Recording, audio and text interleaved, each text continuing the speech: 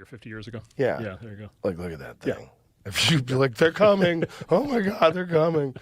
But if you can imagine that was 40 or 50 years ago, 40 or 50 years of advancement, like who knows what they're doing now. Yep, exactly. And if I was going to cover it up, I would just start talking about aliens. It's the best way to do it. Don't you think? It's a crowd pleaser. Do you have an opinion on that, or is this something that you find ridiculous until there's like real data?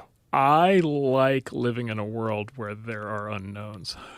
I like there being some mystery. So I like how far do you go? Do you go Bigfoot? I don't know. I just I'm not even saying I need to have a point of view on them. It's more just by the way, there is a UFO right behind you. Yeah. You probably know all about that. I'm obsessed with UFOs. Lifting somebody right up into the air. Look, there's one on the desk.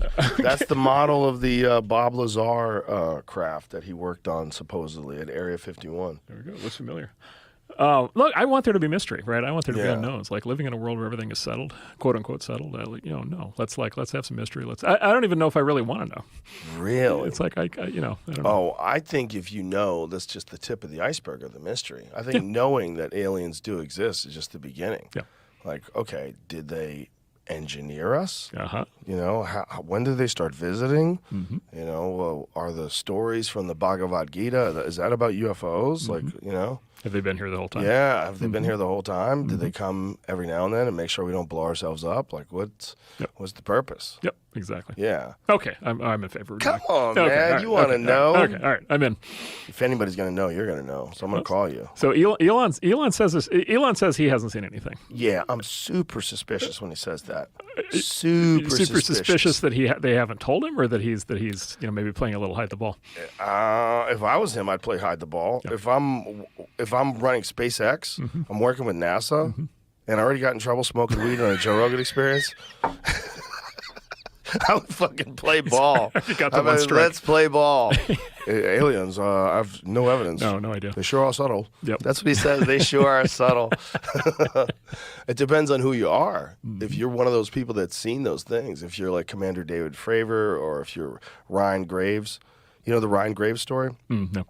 Fighter pilot, and they upgraded their equipment in 2014, and all of a sudden, because of the new capabilities of their equipment, they were able to see these objects at a far distance that were moving at insane rates of speed, that were hovering dead still at 120 knot winds, and no visible means of propulsion. They don't know what the fuck they're doing, and they were encountering them like every couple of weeks, and then there was some pilots were encountering them with eyewitness accounts. They say there's video footage of it, but of course nobody can get a hold of that. It's like the whole thing is very strange. Okay, so here's something. So a lot of people worried about AI are like, we need to shut it down before it causes problems. Before it, wake up the demon, cause an issue, get something on Earth that hates us and wants to kill us. Arguably the thing we should have shut down from the very beginning was radio. Radio. Right, because we've been broadcasting radio waves for the last 100, 120 years, and the radio waves don't stop once they leave Earth's atmosphere. They keep going. And so we now have radio waves of human activity that have radiated out 120 light years.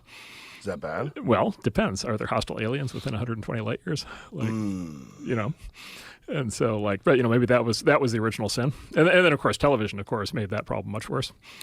Right. We would have to think of like a hostile militaristic empire that took over a whole planet and then started exploring the solar system. Not one that we like to think of aliens as being evolved, hyper intelligent, beyond ego and war. They've bypassed all that, and now they're into science and exploration. And well, here's the question though: is would aliens have a sense of humor, right? Would they be able to differentiate between truth and fiction, right? And so, for example, suppose they're sitting in their advanced alien base on Gemini 9 or whatever, and they're receiving 30 years, 20 years after the fact episodes of Fear Factor, right? And they think that you're actually torturing people, and they figure that in order to preserve the human rights of humanity, they need to invade as a consequence of your show and take over and protect us. That doesn't make any sense. Well, but if they don't have a sense of humor, if they don't know, even if they don't have a sense of humor, they can clearly see that these people are in a contest. Why would they even have a concept of a contest? I mean, how silly is that? A serious species. It's competition. Wouldn't do such things. But a serious species started out as a dumb species. No, unless they're magic. You're hoping that they understand these things. Yes. Because it would really suck to be the guy whose TV show caused the invasion. Right? If there's anything, it would be American Gladiators. Oh, okay, all right. That would be the start of it. It'd be like this species is so warlike they can't stop. No, what would be like the start? what would be the one thing that would be like, that's enough? It would have to be news. It would have to be war. I mean, that would be, forget about Fear Factor. Yep. We're broadcasting, the images of the Vietnam War. Yeah, or maybe they saw movies about alien invasions and they thought we'd been invaded by other aliens. Right. Yeah, like what if Mars attacks is the first things they get? Exactly. So this is, you like having the mystery of the idea out there. Like, it's fun for you. I don't want we need adventure, right? If someone came to you, someone from on high, and said, listen, we have to promise you to secrecy, but we want to show you some things because I think it's pertinent to some of the things you're working on. I'm in. Yeah. Me too. I'm going to drop my Me too. I'm not telling nobody. I'll come in here and be just like Elon. Yep, exactly. Oh, they'll show all subtle. Yep. Mm-hmm. Yeah. Yep. It's just too interesting to know. Yep. But I think eventually I'd tell. Yep. I think I'd feel terrible. Yep. I'd feel a responsibility. Yep. Yeah. Someday. Well, that's what some of these guys are saying. Like Rush, he's saying that once he found out about the program, he felt like he had a responsibility. Like if they really have a crashed UFO retrieval program, like why don't you tell people? Like you should not, the military companies shouldn't be the ones that have access to this only. And the whoever is, determining that this is above top secret clearance and nobody can get a hold of it except for this very select few people, like says who? This is something that involves the whole human race. Right. Like I know if they do had something, I would imagine that it's of interest to national security that you develop this kind of technology before the competitors do. That clearly makes sense. So then what technologies came out of it in the last 50 years? Well, if you want to go full tinfoil hat, there's a lot of speculation that fiber optics were developed after a recovered crashed UFO. I mean, I'm sure it sounds silly because there's probably a real paper trail to the development of fiber optics. But if you, the real kooks believe that. There was actually a website, a computer company called American Computer Company. And it was a legitimate computer company. You would order a computer with whatever specifications you want and they would build it for you.